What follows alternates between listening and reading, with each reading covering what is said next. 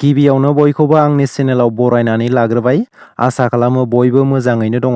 दासिमनि मोननैसो खौरांफोरा जाबाय। भारतनि गाहाय मन्त्रि नरेन्द्र मदिआ थामथि खेबनि थाखाय वाराणसीनिफ्राय गावनि बिजाथिलाइखौ गथायो। गाहाय मन्त्रि नरेन्द्र मदिआ काशी कालेक्ट्रेटआव गावनि बिजाथिलाइखौ गथायो। गाहाय मन्त्रि नरेन्द्र मदिनि बिजाथिलाइ गथायनायाव बिटिआरनि गाहाय खुंगिरि प्रमद बर' बिथांजों लोगोसे उत्तर प्रदेशनि गिबि मन्त्रि योगी आदित्यनाथ आरो बिजेपि एनडिएनि माखासे गागि दैदेनगिरिफोराबो बाहागो लायो। मख'नो गोनांदि वाराणसीआव जोबथा खोन्दोआव 1 जुनआव बिसायख'थिया खुंजागोन। रंजालि बैसागो फोरबो फालिनायाव गुबुननि ड्रेस गाननानै मोसानायखौ लानानै समाजारि बिजोङाव गोबां गोसारनायजों लोगोसे बिसानि माखासे दैदेनगिरिफोरखौ सोंखारिनाय नुनो मोन्दों।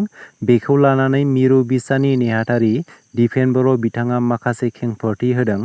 बड' साइन आर्टिस्ट एस'सिएशन एबा बिसानि रंजालि बैसागु फालिनायाव गोबां मोसाग्राफोरानो मुं थिसनो। बेनि गेजेराव सोर माबायदि ड्रेस गाननानै मोसागोन बेखौ रावबो मिथिया। बेनि गेजेरावनो गुबुन हारिनि गुसुं ड्रेस गाननानै मोसानायखौ लानानै बिसानि दैदेनगिरिफोरखौ सोंखारिनाया मोजां जायाखै होननानै मिरु बिसानि नेहाथारि दिपेन बर' बिथाङा बुंदों। लोगोसे बैसागु फोरबो फालिनायाव बेबादि ड्रेस गाननानै मोसानायखौ बर' हारिनि गोबां सुबुङानो साबजानाय मोनाखै आरो बे मोसानायखौ सोंखारिदों। बेनि थाखाय साबायखर बावदों मिरु बिसानि नेहाथारि दिपेन बर' बिथाङा। मबाइल रिचार्जखौ लानानै मिथिनो गोनां खौरां। बे बारनिफ्राय मबाइल रिचार्ज खालामनायनि बेसेना बांगोन। रिचार्ज खालामनायनि बिबाङा 50 निफ्राय 250 रांसिम बांगोन। मबाइल रिचार्जनि बेसेना 25% बांगोन। लोगोसे इन्टारनेट पेकफोरनि बेसेनाबो बांगोन। बेसेन बांनायनि जाहोनाव एयारटेलनि गुदि बेसेना 29 रां बांगोन आरो जिअ'नि बेसेना 26 रां बांगोन होननानै मिथिनो मोन्दों। मोब्लिब बाहायग्रा लाख लाख सुबुंफोरनि थाखाय सांग्रांथि जानो गोनां खौरां। एपिडिसिएलनिफ्राय 8917462240 बे नाम्बारजों नोंथांनाव मेसेज एबा कल फैदों नामा? मोब्लिब बिल हरनो एबा रिचार्ज खालामनो थाखाय नोंथांनाव मेसेज फैदों अब्ला सांग्रां जानाया गोनां। मोब्लिबनि बिलखौ हराब्ला मोब्लिब बाहायनायखौ दाननाय जागोन होननानै बेबादि मेसेज फैदोंब्ला गोरोन्थियावबो मोब्लिब बिलखौ हरनो नाङा, नङाब्ला माखासे जेंनायाव गोग्लैनो हागौ। एपिडिसिएलआ माब्लाबाबो कास्टमारनो बेफोरबायदि मेसेज हरा। बेनिखायनो एपिडिसिएलआ 1912 हेल्पलाइन नाम्बार फोसावनानै होदों। जुदि नोंथांनावबो बैफोरबादि मेसेज फैदोंब्ला फोसावनाय नाम्बाराव कल खालामनानै फोनांजाब खालामनो हागोन। इन्ड'नेसियायाव गोदान मिथिंगायारि खैफोद। गुसु लाभानि गिख्रंथाव महराव सा 52 सुबुंफोरनि जिउ खहा। इन्ड'नेसियानि सोनाब सुमात्रायाव गुसु लाभा एबा कल्ड लाभाया सुबुंफोर थाग्रा ओनसोलाव गिख्रंथावै दैबाना बोहैनाय बायदि बोहैबोदों।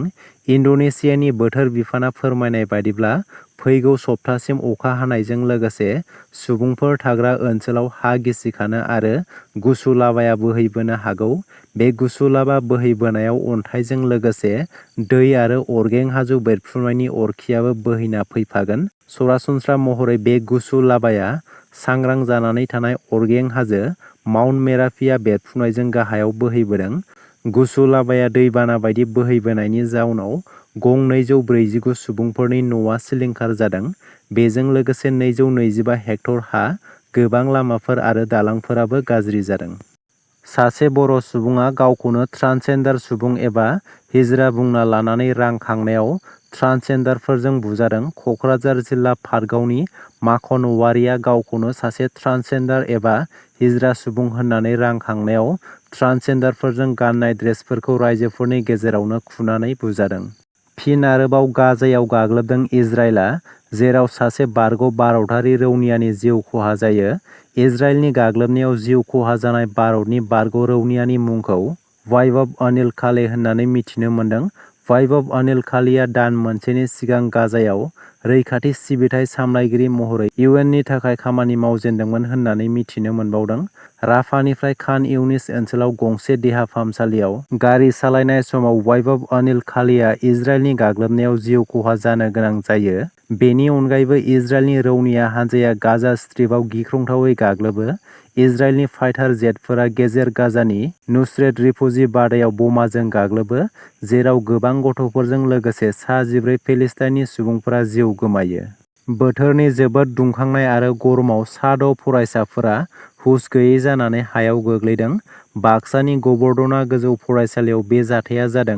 साननि गोबां दुंखावनाय जोबोद गरम जानायनि जाहोनाव बैसोर सा 6 फरायसाफोरा हुस गैयै जानानै गोग्लैयो, जायनि जाहोनाव बरपेटा फाहामसालियाव थिसननो गोनां जायो। दासिमनि मोननैसो गोनां खौरांफोरा बेनोमोन। गोजोन्थों।